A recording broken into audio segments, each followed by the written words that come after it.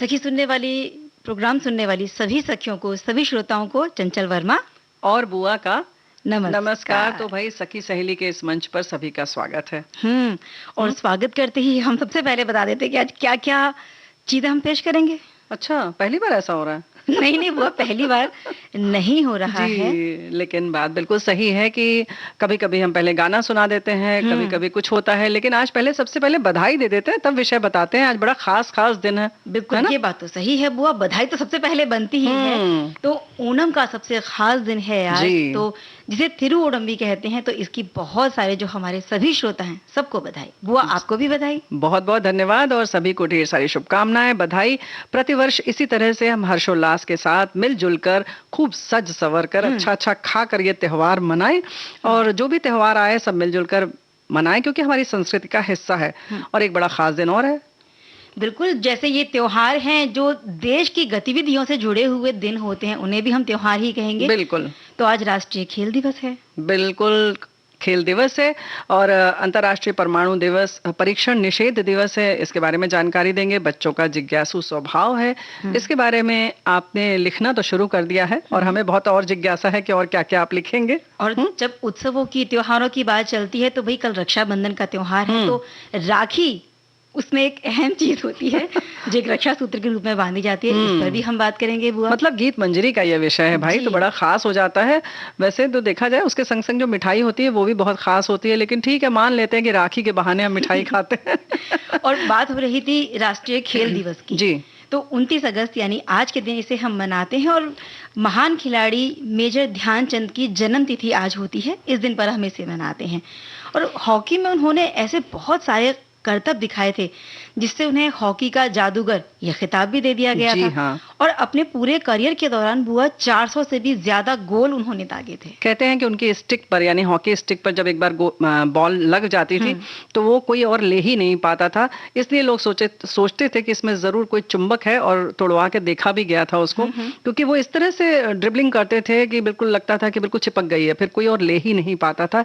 इसीलिए भारत ने 1928, 1932 और 1936 के समर ओलंपिक में स्वर्ण पदक जीता और ये पहली हैट्रिक थी जिसमें भारत के महान और कालजयी हॉकी खिलाड़ी जिनकी हम चर्चा कर रहे हैं, मेजर ध्यानचंद सिंह ने अहम भूमिका निभाई थी और उनका सम्मान आज हम इस दिवस को घोषित कर मतलब पहले किया जा चुका है, फिर से मना रहे हैं, है ना।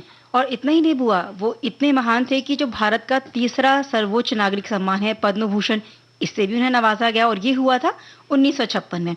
इसके बाद उनके सम्मान में भारतीय डाक सेवा ने उनके लिए डाक टिकट भी जारी किया जिस पे उनका फोटो हुआ करता था। और दिल्ली राष्ट्रीय स्टेडियम जो है उसका भी नाम बदलकर मेजर ध्यानचंद स्टेडियम ये रख दिया गया। जी हाँ, तो मुख्य उद्देश्य ये है कि हम सब खेल के प्रति और जागरूक हों और उसके महत्व को समझें, देश का नाम रोशन करें। बच्चों को, मतलब जिस भी बच्चे की जिसमें रुचि है और लगता है कि कुछ हुनर है तो उसे आगे बढ़ाएं, न कि ये सोचें कि नहीं भाई पढ़ाई लिखाई ही ज़रूरी है, बस डॉक्टर इंजीनियर बन गए यही सबसे ज़्यादा अच्छा है और सुरक्षित है। तो ऐसा नहीं है, इस बात को ध्यान में रखें। और भी बहुत सारे नाम दिए गए हैं, बहुत सारे स्टेडियम का नाम इनके नाम पर रखा गया, ये सम्मान की बात है। बुआ, इस दिन जो खिलाड़ी हैं उनको सम्मानित किया जाता है, उनको पुरस्कृत किया जाता है, उन्हें सम्मानों से नवाजा जाता है, जिसमें राजीव गांधी खेल रत्न पुरस्कार, ध्यानचंद पुरस्कार, द्रोणाचार्य पुरस्कार, तेनजिंग नार्गे राष्ट्रीय साहसिक पुरस्कार और अर्जुन पुरस्कार जैसे बहुत सारे पुरस्कार शामिल हैं।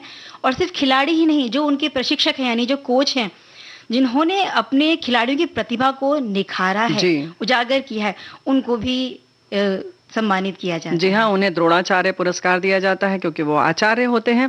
ऐसे ही अर्जुन पुरस्कार, मतलब तरह तरह के पुरस्कार हैं। ये दिन ऐसा है और इसी के बारे में हमारे बहुत सारे साथियों ने अलग अलग तरह से जानकारी दी है हमें कि स्पोर्ट्स डे मनाते हैं। और इन्होंने लिखा है कि 1989 में भारतीय डाक विभाग की भी बात इन्होंने की कि श्रद्धांजलि दी और डाक टिकट जारी किया गया। ऐसे ही इन्होंने लिखा है कि उन्हें द विजार्ड या द मैजिशियन कहा जाता था, यानी बिल्कुल हॉकी के जादूगर उन्हें माना गया। और माना क्या गया, उनका खेल ही कुछ ऐसा था कि लोग एकदम हतप्रभ रह जाते थे कि अरे भाई ये हो क्या गया इस स्टिक को। तो हम उन्हें याद करते हैं और इस दिवस के लिए जो उद्देश्य मुख्य है वो भी ख्याल रखें कि किस लगन के साथ उन्होंने इतनी मेहनत की होगी तब उस स्तर पर पहुंचे थे। और इंडोर गेम हो या आउटडोर गेम, मतलब चाहे वो बाहर मैदान में खेले जाते हैं या अंदर घर में खेले जाते हैं, खेल कोई भी हो, बच्चों की अगर रुचि है तो उनको जरूर इस तरफ जो उनका रुझान है उसे हमें हवा देना चाहिए ताकि वो आगे बढ़ सके। बिल्कुल। और हम आगे बढ़ें एक गीत के साथ साथ। हाँ।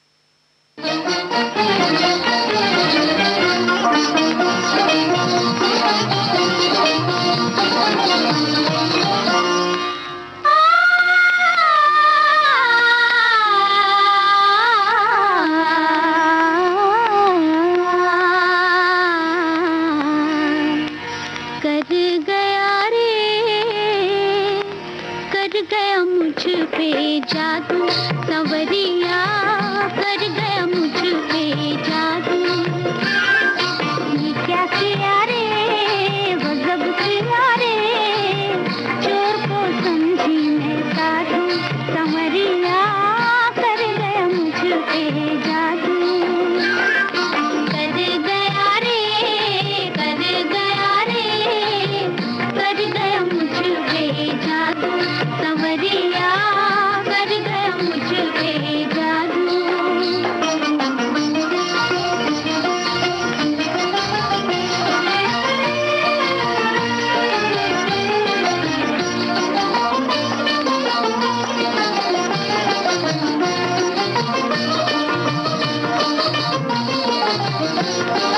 भोली सूरतिया मगर है सयाना, भोली सूरतिया मगर है सयाना, सीखे कोई वासे दामन बचाना, सीखे कोई वासे दामन बचाना, वादा करके मुँह कर गया रे कर गया रे, कर गया मुझ पे जादू, संवरिया कर गया मुझ पे जादू।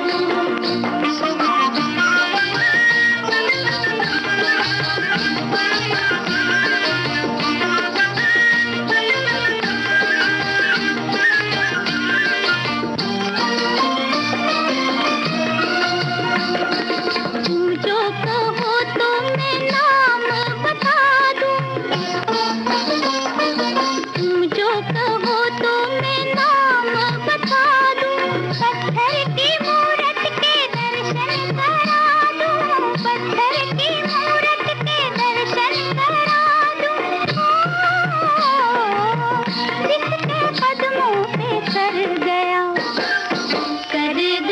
रे कर गया रे, कर गया मुझ पे जादू, संवरिया कर गया मुझ पे जादू।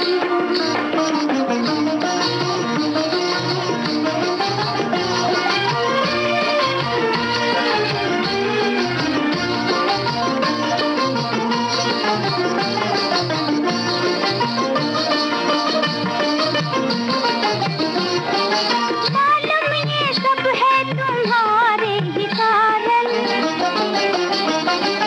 मालूम ये सब है तुम्हारे ही कारण, मैं फिल्मी नाची तुम्हारी पुजारन, मैं फिल्मी नाची तुम्हारी पुजारन, मत पूछो दिल किधर गया, कर गया रे कर गया रे, कर गया मुझ पे जादू, संवरिया कर गया मुझ पे जादू, ये क्या किया रे गजब किया रे, चोर को समझी मैं साधु, संवरिया कर गया मुझ पे जादू। गीत तो बहुत अच्छा था बुआ।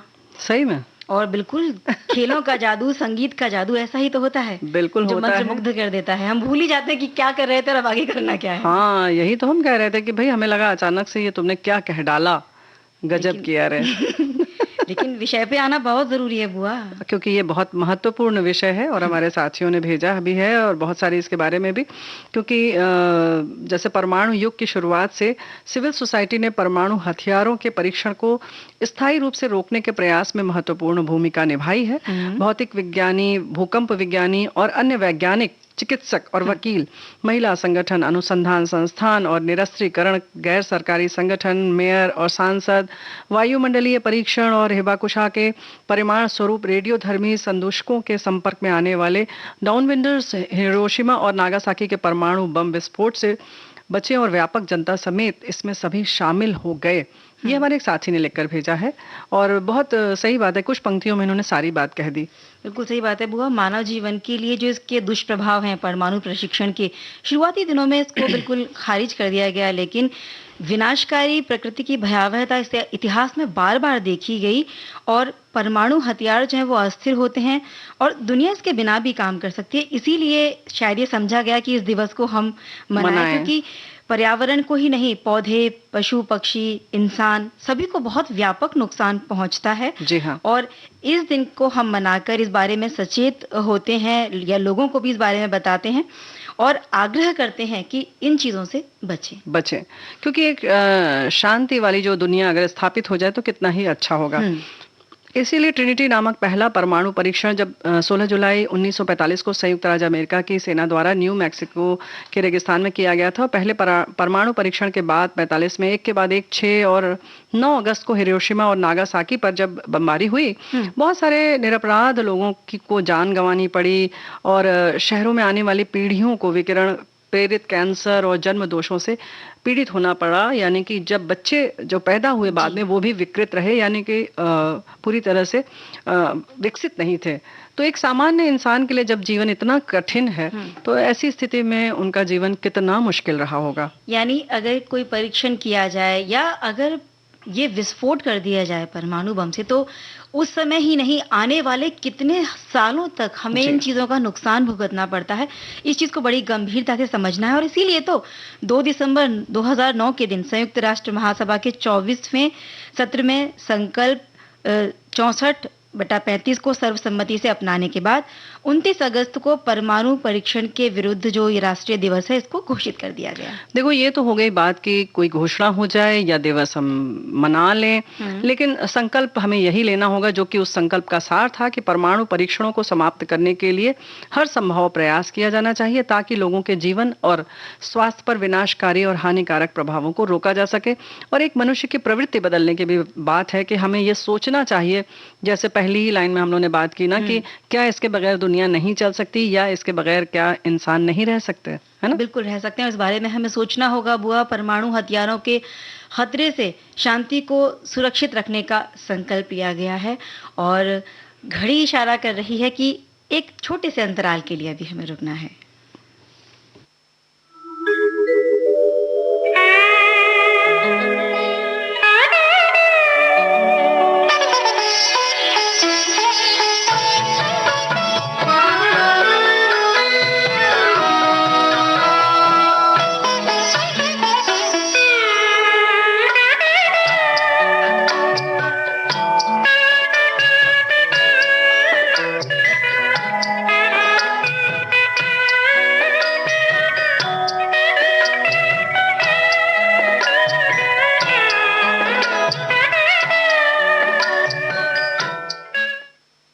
आप सुन रहे हैं विविध भारती राष्ट्रीय सेवा, देश की सुरीली धड़कन, और अंतराल के बाद हम हाजिर हैं।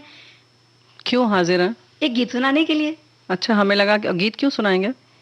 क्योंकि भाई मनोरंजन जरूरी है और सखियां सभी सुनने वाले इंतजार कर रहे हैं। और अंतराल क्यों लिया था हमने? अंतराल लिया था क्योंकि वो भी जरूरी है भाई। बोलते बोलते हम भी थकते हैं तो हमें थोड़ा सा अंतराल मिल जाता है, ब्रेक मिल जाता है। बुआ, आप, हमें लग रहा है आज हमारी टांग खींचने पे लगी हैं। नहीं, तुम गीत सुना दो फिर हम बताएंगे कि क्यों हम पूछ रहे थे।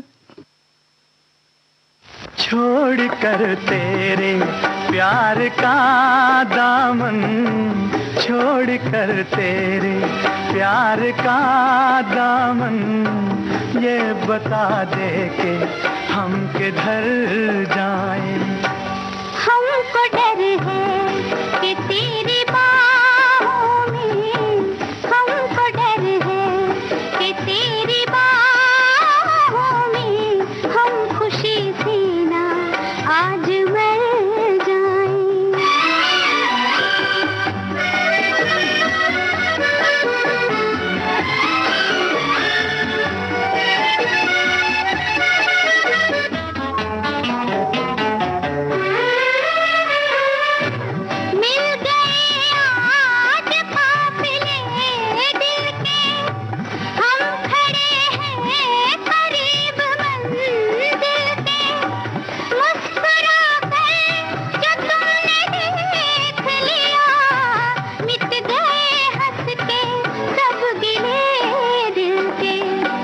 कितनी प्यारी हैं ये हंसी घड़ियां, इनसे कह दो यहीं ठहर जाएं। हमको डर है कि तेरी बाहों में हम खुशी से ना आज मर जाएं।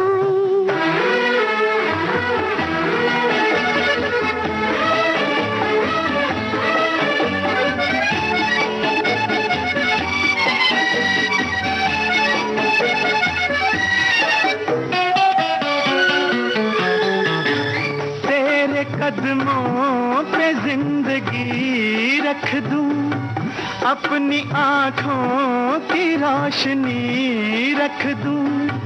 तू अगर खुश हो मैं तेरे दिल में अपने दिल की हर एक खुशी रख दूं। मेरे हमदम मेरी खुशी है, तू नजर आए हम जिधर जाएं। छोड़ कर तेरे प्यार का दामन, ये बता दे के हम किधर जाएं।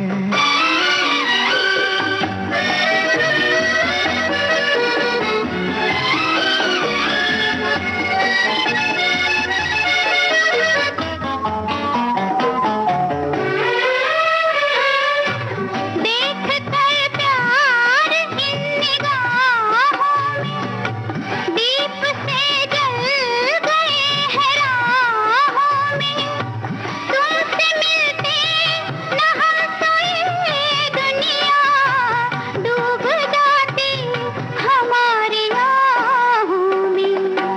अपनी आहों से आज ये कह दो, अब न होठों पे उम्र भर आए। छोड़ कर तेरे प्यार का दामन, ये बता दे के हम किधर जाएं। हमको डर है कि तेरी बाहों में हम खुशी से ना आज मर जाएं। बुआ बड़ी टांग खींची आज आपने हमारी। ऐसा? हाँ? और क्या किया था हमने? कितनी सारी चीजें पूछी थी, ब्रेक क्यों लिया, अब गाना क्यों सुनवा रही हो, अच्छा, जब बच्चे तो ऐसा पूछे क्यों किया था? हाँ, तो बच्चे पूछे तो जिज्ञासा, और बुआ ने पूछ लिया तो टांग खिंचाई हो गई। अबे जिज्ञासा थी, हमारे मन में भी बाल सुलभ जिज्ञासा है कि भाई ऐसा क्यों हुआ, अब ये वाला ही गाना तुमने क्यों सुनाया, और भी कोई गाना सुना सकती थी। लेकिन भाई ये बात तो है, इस गाने के पीछे थोड़ा सा हम बता देते हैं कि छोड़कर तेरे प्यार का दामन, तो हमारे साथी लिख रहे हैं कि विविध भारती के लिए भी कि छोड़कर तेरे प्यार का दामन अब बता के धर जाएं। तो ये बात बिल्कुल सही है। तो बच्चे भी तो भाई कहाँ जाएंगे दामन छोड़कर, जो सामने दिखा वो उसी का दामन पकड़ लेते हैं सवाल पूछने लेकिन के लिए। घबराहट तो ऐसी ही होती है, लगता है भैया हमारा दामन छोड़ो, बाकी किसी और का पकड़ लो। क्योंकि भाई जो बाल सुलभ मन है, जिज्ञासा रहती है, बहुत तीव्र इच्छा रहती है, ये मानवीय गुण है और तलाशने की रहती है, उन्हें देखते हैं, बहुत सारी चीजें रहती हैं कि अरे ये चांद ऐसा क्यों है, दूर क्यों है, अच्छा जब चलते हैं तो चांद साथ साथ क्यों चलता है। अक्सर बादल जब चांद पर रहता है तो बादल खिसक रहे होते हैं, चल रहे होते हैं बादल, लगता है चांद अरे चलता जा रहा है, चलता जा रहा है। तो ऐसे ऐसे चीजें होती हैं जो मन में एक भ्रम सा पैदा करती हैं, इल्यूजन सा होता है, तो बहुत सारे मन में सवाल उठते हैं, तो बच्चों में तो होना स्वाभाविक है। और बच्चे होते ही जिज्ञासु प्रवृत्ति के हैं बुआ, और वो बहुत जल्दी से सारी चीजों को जान लेना चाहते हैं, समझ लेना चाहते हैं, और इसीलिए अपने ज्ञान को बढ़ाने के लिए लगातार और बार बार बहुत सारे प्रश्न पूछते रहते हैं। जो भी उनके संपर्क में आता है ना, उनसे वो बहुत सारे प्रश्न कर डालते हैं। और बच्चों के मन में बहुत सारे प्रश्न होते हैं और वो अपने भोलेपन से ना सबको मोह भी लेते हैं। बिल्कुल सही बात है। लेकिन कभी कभी क्या होता है कि प्रश्न जो होते हैं वो तार्किक भी होते हैं, कभी कभी बहुत भोले नहीं होते, बहुत ज्ञान और भरे होते हैं, गूढ़ भी होते हैं, तो उनको वैसे ही हमें समझाना भी चाहिए और उनके उम्र के हिसाब से समझाना चाहिए। कभी कभी ठीक है, उनके प्रश्न जो होते हैं वो उनके उम्र के हिसाब से नहीं होते हैं, तो हमें देखना पड़ता है कि ये अगर हम समझाएंगे भी तो उन्हें कितना समझ में आएगा। तो न समझाएं उन्हें, उस समय कह दें कि थोड़े से बड़े हो जाओ, 1-2 वर्ष के, और जैसा भी हो तब हम समझाएंगे, तो ये भी उन्हें बताना बहुत जरूरी है ना। जी बुआ। और हमारे एक साथी लिख रहे हैं कि जिज्ञासा ही वो चीज है जो हर बच्चे को सीखने के लिए प्रेरित करती है और वो स्वाभाविक उत्साह के साथ आसपास की बातों को सीखने समझने के प्रति उत्सुक रहते हैं। अंतहीन प्रश्न, उनके आसपास की हर चीज को स्पर्शपूर्ण जांच और भरपूर संवेदी अन्वेषण, ये सभी उनकी प्राकृतिक जिज्ञासा के स्पष्ट संकेत हैं। यही जिज्ञासा वृत्ति उनके शारीरिक, बौद्धिक, भावनात्मक और सामाजिक विकास में मदद करता है। एक बच्चे की अंतहीन क्यों कभी कभी थका देने वाली और निराशाजनक भी हो सकती है, लेकिन आपका धैर्य, ऊर्जा और देखभाल उन्हें सीखने के लिए आजीवन तैयार कर सकती है। तो बात बिल्कुल सही है आपकी। और जब वह बहुत सारे सवाल जब बच्चे करते हैं ना, तो जैसे आपने कहा कि बड़ी तसल्ली से उनके जवाब देना चाहिए, लेकिन जब वो तसल्ली हमारी नहीं रहती है तो कई बार डांट डपट के हम उन्हें चुप कर देते हैं कि भाई कैसे तो हमारा पीछा छूट जाए। हालांकि ऐसा करना तो नहीं चाहिए, लेकिन बहुत सारी चीजें ऐसी होती हैं बड़ों को, क्योंकि वो अपने कामों में उलझे रहते हैं, 50 काम उनको होते हैं। अगर हम कहें भाई महिलाएं जो काम पर नहीं जाती तो उनके पास घर गृहस्थी के बहुत सारे काम होते हैं करने के लिए, यानी काम में तो सभी उलझे रहते हैं।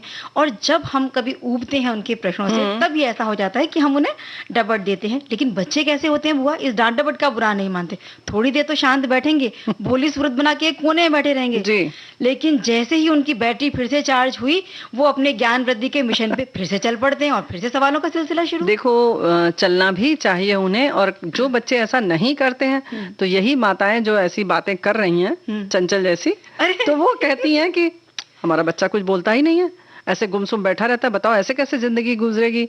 तो भाई बच्चों का बोलना जरूरी है, अब ये सीमा हम कैसे तय कर लें। बिल्कुल बुआ, ये तो धैर्य रखना पड़ेगा। अच्छा, इसमें चंचल बेटे एक कविता बचपन में पढ़ी थी, वो याद आ रही है, फिर क्या होगा उसके बाद। इसी पे है, उत्सुक होकर शिशु ने पूछा, फिर क्या होगा उसके बाद। माँ, क्या होगा उसके बाद। रवि से उज्जवल, शशि से सुंदर, नव किसलय दल से कोमलतर, वधू तुम्हारी घर आएगी उस विवाह उत्सव के बाद।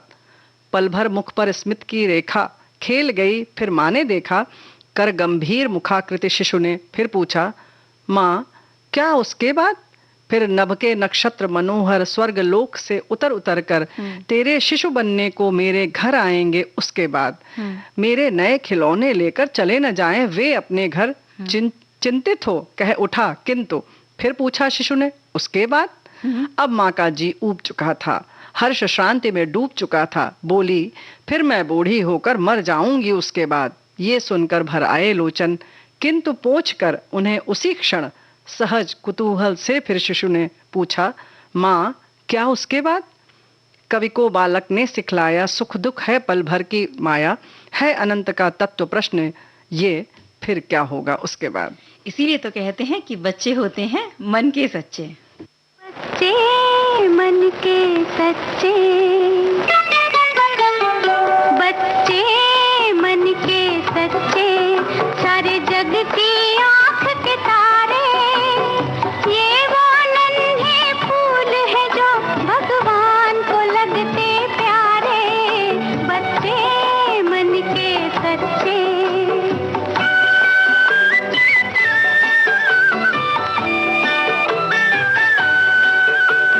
खुद रूठे खुद मन जाए, फिर हम जोली बन जाए।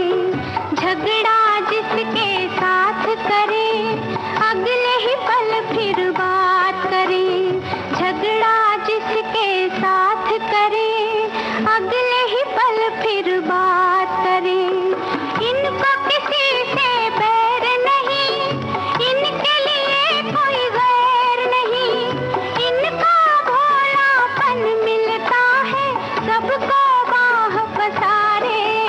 बच्चे मन के सच्चे, सारे जग की आँख के तारे, ये वो नन्हे फूल है जो भगवान को लगते प्यारे। बच्चे मन के सच्चे।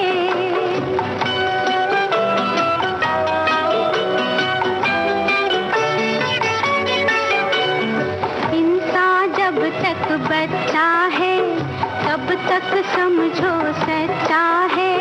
जूं जूं उसकी उम्र बढ़े, मन पर झूठ का मैल चढ़े।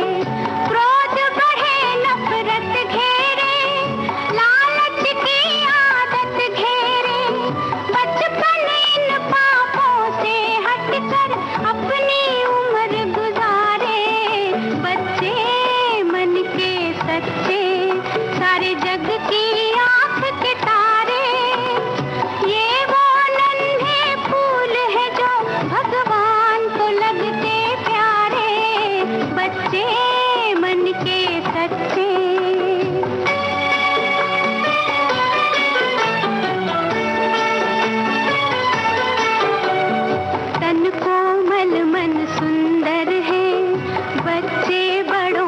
बेहतर है, इनमें छूत और छात नहीं, छूटे जात और पात नहीं, भाषा की तकरार नहीं, मजहब की दीवार नहीं, इनकी नजरों में एक है मंदिर मस्जिद गुरुद्वारे, बच्चे मन के सच्चे, सारे जग की आंख के तारे, ये वो नन्हे फूल है जो भगवान को लगते प्यारे, बच्चे मन के सच्चे, सारे जग की आंख के तारे, ये वो नन्हे फूल है जो भगवान को लगते प्यारे, बच्चे मन के।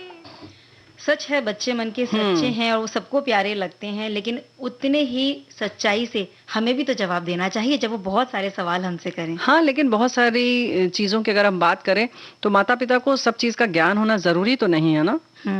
ऐसे ही क्या हुआ, एक बच्चे ने सवाल पूछा, उसको लेते हुए हमारे एक श्रोता ने लिखकर भेजा है, बच्चे प्रश्न पूछते हैं, इससे उनकी नॉलेज में, इनकी ज्ञान में बढ़ावा होता है और उनके दिमाग में वो बात बैठ जाती है। उनके सवाल से गुस्सा नहीं होना चाहिए, उन्हें प्यार से बताना है।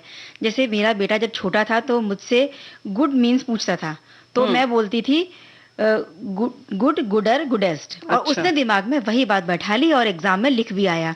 और गलत बात इसीलिए उनको नहीं बतानी चाहिए, जबकि गुड, बेटर और बेस्ट होता है। बिल्कुल सही बात है। और ऐसी ही बहुत सारी और भी चीजें हैं, जैसे कि हिंदी में अक्सर हम कहते हैं कि अ लगा दो विलोम के लिए, हाँ। है ना, तो ऐसा नहीं होता है, सब जगह ऐसा नहीं चलता है।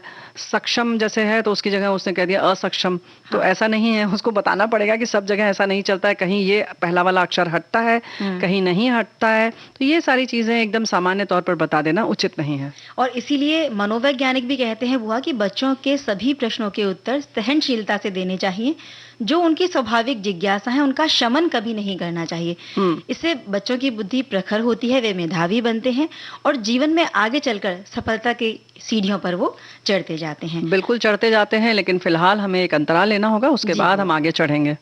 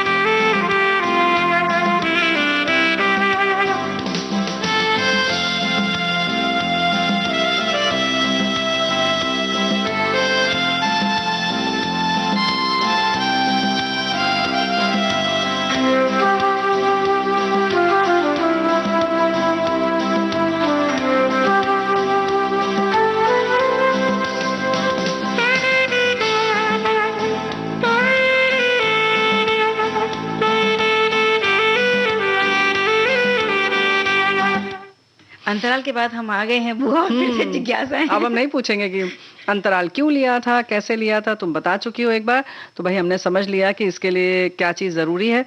तो बच्चों की जिज्ञासा उम्र के हिसाब से देना भी बहुत जरूरी है ना। और बुआ, बच्चों की जिज्ञासा को अगर हम शांत नहीं करेंगे तो इस जिज्ञासा को शांत करने के वो अपने दूसरे रास्ते खोज लेंगे, अपने जवाब पा लेंगे, लेकिन ये रास्ते सही और गलत दोनों ही तरीके के हो सकते हैं। बिल्कुल। और दूसरी बात ये भी है कि बच्चा अनुकरण ज्यादातर माता पिता का ही करता है, फिर वो चाहे सही हो या गलत। और हम बातों से ज्यादा जो हम करते हैं उन चीजों का अनुकरण बच्चे बहुत करते हैं। बिल्कुल, हमारे अगर हमने साथ उन्हें ही डांट के चुप किया तो वो भी अपने छोटे भाई बहनों को डांट के चुप कर देंगे। क्यों, तुम्हें नहीं डांटेंगे, अगली बार हम ही को डांट देते हैं। हाँ, ये भी होता है, बिल्कुल ये भी होता है। और अक्सर इस तरीके की चीज़ों से बचना चाहिए, तो बेहतर वही है जैसे तुमने कहा कि हमें वही करना चाहिए। तो हमारे साथियों ने भी बहुत कुछ लिखा बच्चों की जिज्ञासा वो अवस्था जब वे अपने पास किसी चीज़ को चलते देखते हैं, बोलते देखते हैं या अन्य क्रिया करते देखते हैं, तो बोल यदि नहीं पाते हैं तो इशारे से अपनी जिज्ञासा जाहिर करते हैं। अगर बोलने वाले हैं तो अपनी जिज्ञासा इस प्रकार प्रकट करते हैं कि आप परेशान हो जाएंगे। कभी अपने पोते को बता दिया कि चांद पर अपना यान पहुंच गया है तो वहां से सीढ़ी बना रहा है, और जब सीढ़ी बन जाएगी तो हम लोग चांद पर पहुंच जाएंगे। अब वो सुबह शाम यही पूछता है सीढ़ी कितने दिन बाद बन जाएगी, इतनी देर क्यों लग रही है। तरह तरह के सवाल दाग रहा है, बार बार मोबाइल में प्रज्ञान टहलना दिखा रहे हैं और टॉफी चॉकलेट देकर चुप करा रहे हैं। तो ये लिख रहे हैं। और बच्चों के दिमाग में कोई चीज देखने के बाद उसके कार्यविधि की जिज्ञासा उत्पन्न हो जाती है, ये कैसे हो रहा है या क्यों हो रहा है, फिर वे ऐसा करना चाहते हैं। तो बात बिल्कुल सही है, यही हम चर्चा कर रहे हैं। लेकिन सबकी स्थितियां अलग होती हैं, तो उसी के अनुरूप आपको जवाब देना होगा। इसी तरह से हमारे एक साथी लिखते हैं कि जब आप बच्चों को अपने साथ किसी पर्यटन स्थल पर ले जाते हैं तो उस जगह को देखकर बच्चे आपसे सवाल भी पूछते हैं, तो आपको बड़े प्यार से और सहजता से उसके उत्तर देने हैं, उन्हें झिड़के नहीं और ये कभी ना बोले कि दिमाग खराब मत करो। ऐसा करने से उनकी जिज्ञासा धीरे धीरे खत्म होती है और वो चुपचाप में अपने आप में ही डरे डरे से रहने लगते हैं। हाँ, कभी कभी तो डरे डरे रहते हैं, कभी कभी उसका कहीं विरोध किसी और रूप में करते हैं और हम ये सोचते हैं कि ये बच्चा इतना विद्रोही प्रवृत्ति का क्यों हो गया, या इतना क्रोधी क्यों है, या हर बात में नकारात्मक जवाब क्यों दे रहा है, या हर चीज को नकार देता है। फिर अब आप प्यार से भी उससे कहते हैं तो वो सीधा कह देता नहीं, हमें ये करना ही नहीं है। क्योंकि वो जब देखता है कि आप उसकी बात का जवाब नहीं दे रहे हैं तो वो भी किसी भी कार्य में सहयोग नहीं देता है। जैसे अभी हमने कहा था ना कि बच्चे हमारी ही बातों का अनुकरण करते हैं, तो आप जितना सहजता से बहुत धैर्यपूर्वक रहेंगे और उनके जवाब देंगे, तो जब आप उनसे कुछ पूछेंगे तब वो भी वैसा ही करेंगे। इसलिए जरूरी है। तो हमारे एक श्रोता ने लिखा है कि बच्चों को हर चीज को लेकर जानने की बड़ी उत्सुकता होती है, वो छोटी से लेकर हर बात को ही जानना चाहते हैं, बहुत सारे सवाल पूछते हैं माता पिता से, कई बार पेरेंट्स को परेशान भी करते हैं। तो उनके सवालों को कई बार माता पिता अनदेखा करते हैं, उन पर गुस्सा हो जाते हैं, जो कि गलत है। उनके सवालों का संतोषजनक उत्तर अगर ना मिले तो उनकी जिज्ञासा खत्म होने लगती है।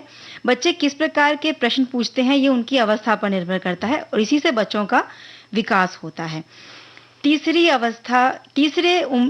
मतलब 3 साल के जब वो होते हैं तभी से वो अपने निकट की वस्तुओं को देखकर और घटनाओं को देखकर अलग अलग तरह के प्रश्न पूछना शुरू करते हैं। ये बात बिल्कुल सही है। ये वो उम्र है जब उनका विकास हो रहा होता है, वो बढ़ रहे होते हैं। तो कुल मिलाकर हमें तो यही लगता है चंचल बिटिया कि ये जो बच्चे जिज्ञासु होते हैं या नहीं भी होते हैं, या अपने ढंग से देख लेते हैं, सीख लेते हैं, या आपसे पूछकर उसकी जानकारी हासिल करते हैं, तो उसी के अनुरूप उनके व्यक्तित्व का विकास होता है और बच्चे वो उतने ही आत्मविश्वासी होते हैं जिन्हें हर सवाल का जवाब घर में मिल चुका होता है, संतोषजनक तरीके से मिल चुका होता है।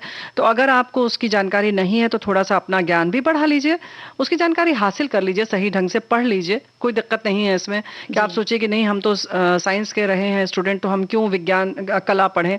थोड़ा सा कला की जानकारी ले लीजिए, कला के रहे हैं तो विज्ञान पढ़ लीजिए, पढ़ के उन्हें बता दीजिए, है ना। बिल्कुल। और ये जो चीजें हैं ना, ये बच्चों के लिए नई दुनिया और नई संभावना को खोल देते हैं बुआ, और दुनिया और संभावना को वो देख सकते हैं जो आमतौर पर उन्हें दिखाई नहीं देती हैं।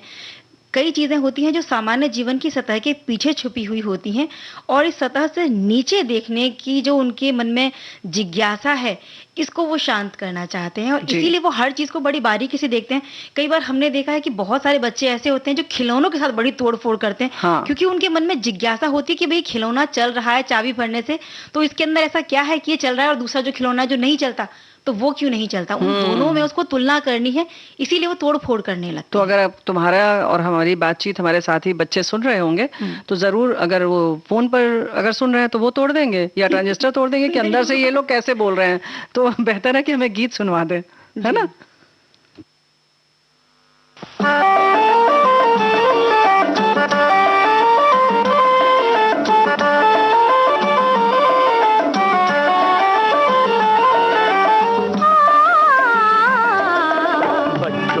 तकदीर हो कल के हिंदुस्तान की, बापू के वरदान की, नेहरू के अरमान की। बच्चों तुम तकदीर हो कल के हिंदुस्तान की, बापू के वरदान की, नेहरू के अरमान की। बच्चों तुम तकदीर हो।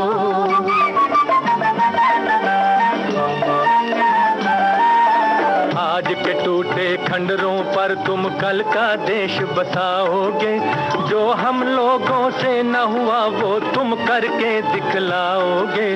तुम नन्ही बुनियादें हो, तुम नन्ही बुनियादें हो दुनिया के नए विधान की। बच्चों तुम तकदीर हो।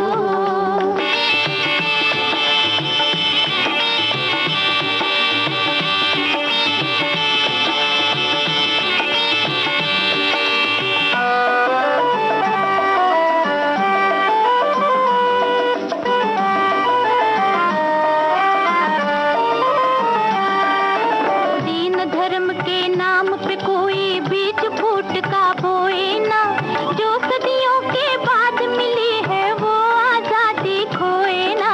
हर मजहब से ऊंची है, हर मजहब से ऊंची है कीमत इंसानी जान की। बच्चों तुम तकदीर हो।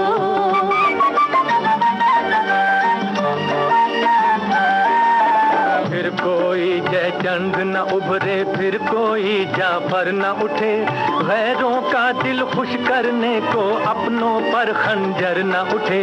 धन दौलत के लालच में,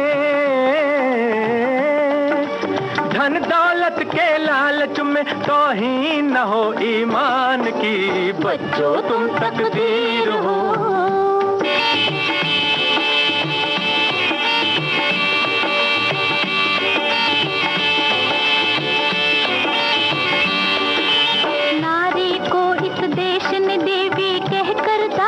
जाना है, जिसको कुछ अधिकार न हो वो घर की रानी माना है।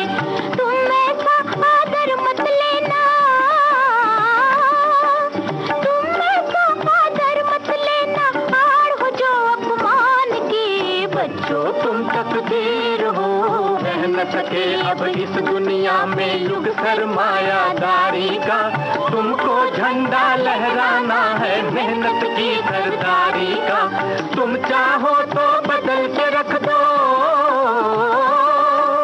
तुम चाहो तो बदल के रख दो किस्मत हर इंसान की। बच्चों तुम तकदीर हो कल के हिंदुस्तान की, बापू के वरदान की, नेहरू के अरमान की। बच्चों तुम तकदीर।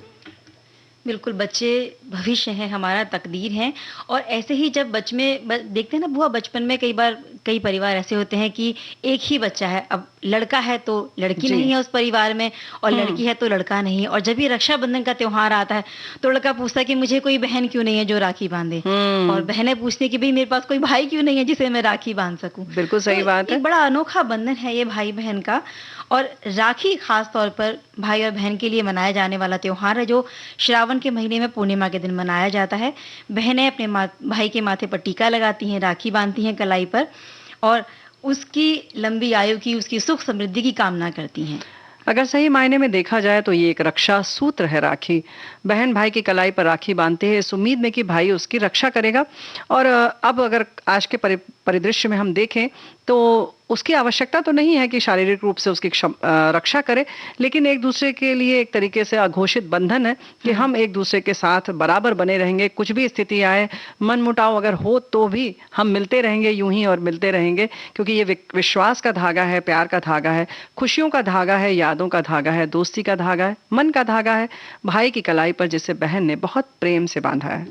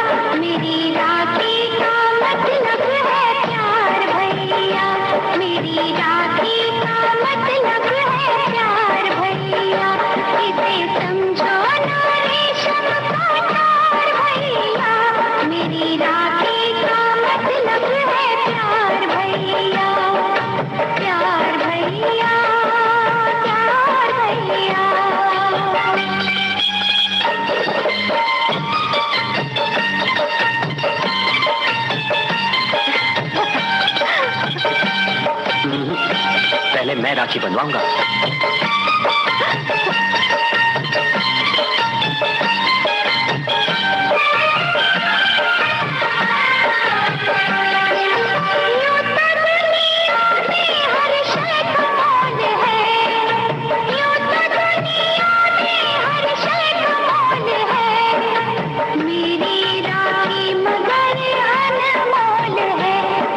तुलती है, ये ना तुलती है दौलत के भार भैया, मेरी राखी का मतलब है प्यार भैया, मेरी राखी का मतलब है प्यार भैया, प्यार भैया, प्यार भैया।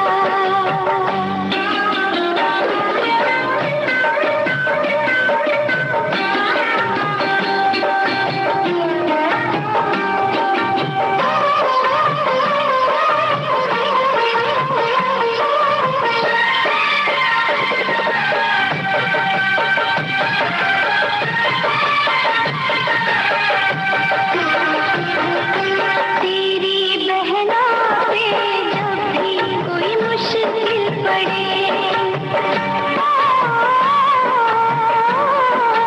तेरी बहनों पे जब भी कोई मुश्किल पड़े, आके मिल जाना मुझसे खड़े ही खड़े, मेरी राखी की सुनना पुकार भैया, मेरी राखी का मतलब है प्यार भैया, मेरी राखी का मतलब। बिल्कुल, राखी का मतलब प्यार होता है क्योंकि बड़े प्यार से धागा बांधा जाता है। लेकिन ये ज़रूरी नहीं कि भाई को ही रक्षा करनी है। अगर बहन बड़ी है और भाई बहुत छोटा है, तो उस बहन की भी ये ज़िम्मेदारी है कि वो अपने भाई की सुरक्षा करे। बिल्कुल। और ये जो धागे हैं ना बुआ, पहले की हम बात करें तो पहले बड़ी बहुत बड़ी-बड़ी राखियाँ हुआ करती थी, जिससे पूरी कलाई भरी-भरी लगती थी। उनमें स्पंज भी लगा होता था, एक चमकीला पीछे प्लास्टिक जैसा होता था। अभी भी आती हैं ऐसे। अभी तो वो बड़ी छोटी-छोटी सी राखियाँ चलने लगी हैं। पहले वो उसके ऊपर एक प्लास्टिक का स्टिकर भी होता था, जैसे प्यारे भैया, मेरे भैया लिखा रहता था। वो पहले की और आज की राखियों की अगर हम तुलना करें, तो अभी क्योंकि बहुत छोटी-छोटी राखियाँ लोग पसंद करते हैं, जिनमें धागे में सिर्फ कुछ मोती होंगे या कुछ रंग-बिरंगे धागे होंगे। क्योंकि कहीं-कहीं आज ज़माना इतना बदला है कि सब लोग बहुत दूर हो गए हैं और उसे पोस्ट करना रहता है, तो एक धागे के तौर पर उसे भेज दिया जाता है। और बुआ, ये सिर्फ एक धागा नहीं, ये एक दायित्व भी है जो कि आज की बहुत ज़रूरत है। और दायित्व से बंधी इस राखी का सम्मान हमें भी करना चाहिए, क्योंकि ये सिर्फ कच्चे धागे नहीं, ये हमारी परंपराएं हैं जिनका सम्मान वाकई ज़रूरी है। और परंपरा को अगर हम लेन-देन से अगर जोड़ देते हैं, तो फिर ये टिकी नहीं रहते। हालाँकि एक नोक-झोंक ज़रूर होती है, बहनों का हक होता है कि वो भाई से माँगे, और अगर बहन बड़ी है तो भाई का हक बनता है कि वो भी बहन से कुछ माँग ले। तो मांग जो ये नोक-झोंक होती है वो प्यार वाली होती है, क्योंकि जी। धागे में बहुत शक्ति है। ये धागा नहीं है, प्यार का बंधन है, प्रतीक है ये। और इसीलिए मानवीय संवेदनाओं से भी बहुत गहरा नाता है। राखी के जो आदर्श हैं वो एक ऊंची मीनार जैसे हैं। सांस्कृतिक परंपराओं की अद्वितीय कड़ी है ये धागा, और रीति जो हमारे हैं, हमारी संस्कृति है, हमारी परंपरा है, उनका सम्मान भी है।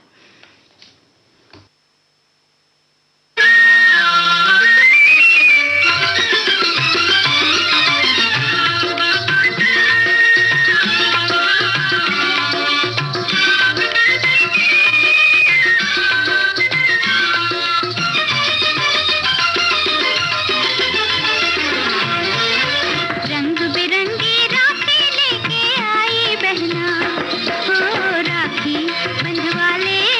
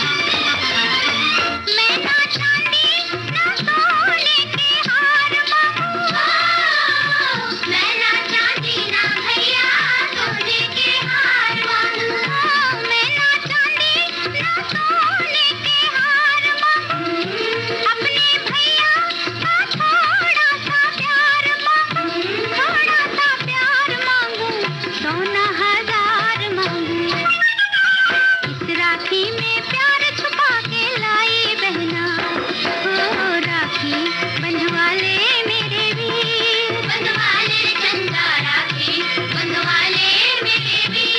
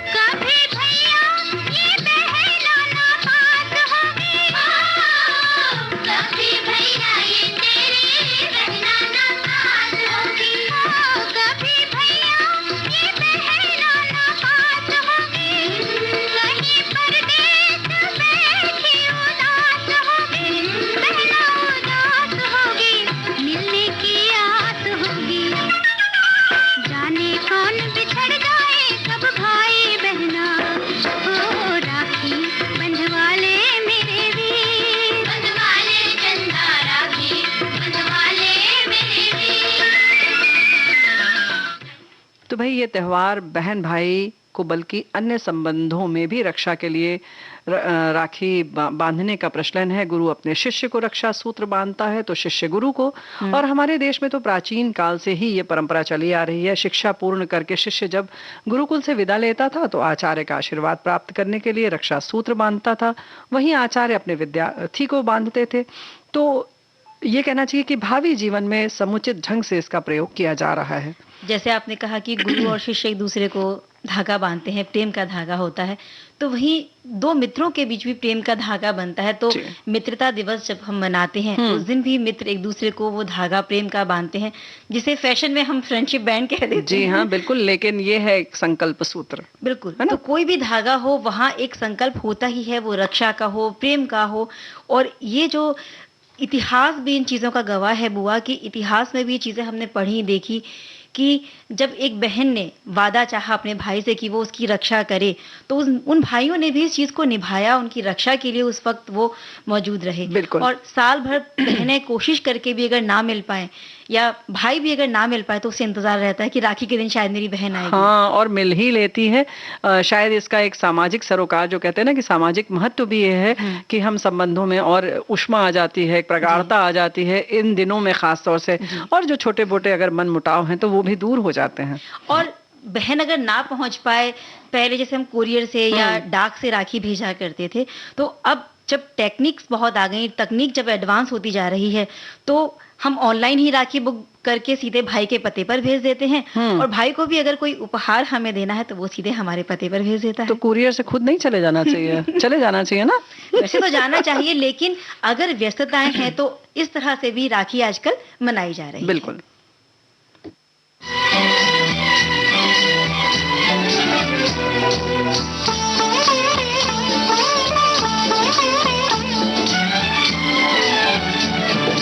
भैया मेरे राखी के बंधन को निभाना, भैया मेरे छोटी बहन को ना बुलाना, देखो ये नाता निभाना निभाना, भैया मेरे राखी के बंधन को निभाना, भैया मेरे छोटी बहन को ना बुलाना, भैया मेरे।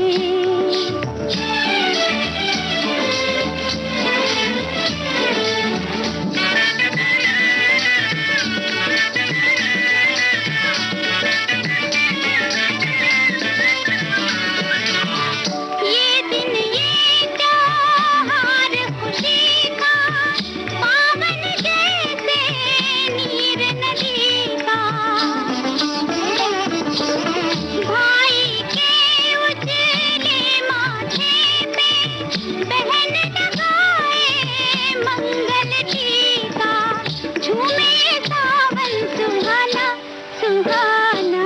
भैया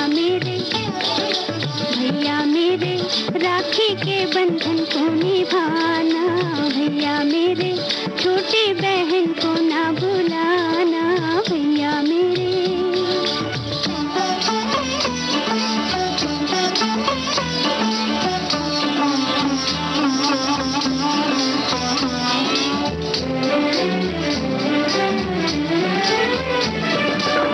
बांध के हमने रेशम डोरी, तुमसे उम्मीद है जोड़ी।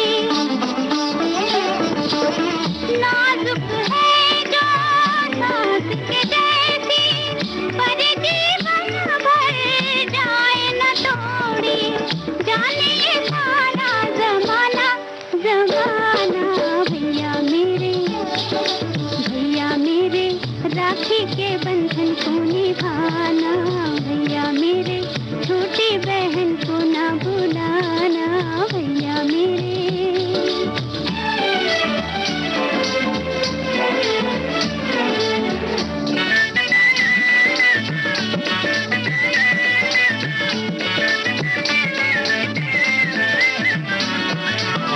शायद वो सावन भी आए, जो पहला सा रंग न लाए।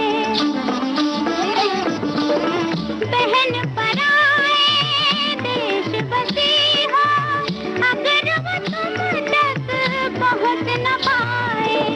याद का दीपक जलाना जलाना, भैया मेरे राखी के बंधन को निभाना, भैया। तो भाई ये जो बंधन है और निभाने की बात आ रही है, जी। तो उसको निभाइए आप सभी लोग। और हम भी कोशिश करेंगे कि हमारे बीच जो बंधन है श्रोताओं के और हमारे बीच में, इसे भी हम यूं ही प्यार से निभाते रहें। बिल्कुल। तो लेते हैं अब इजाजत। सभी को चंचल वर्मा और बुआ का नमस्कार।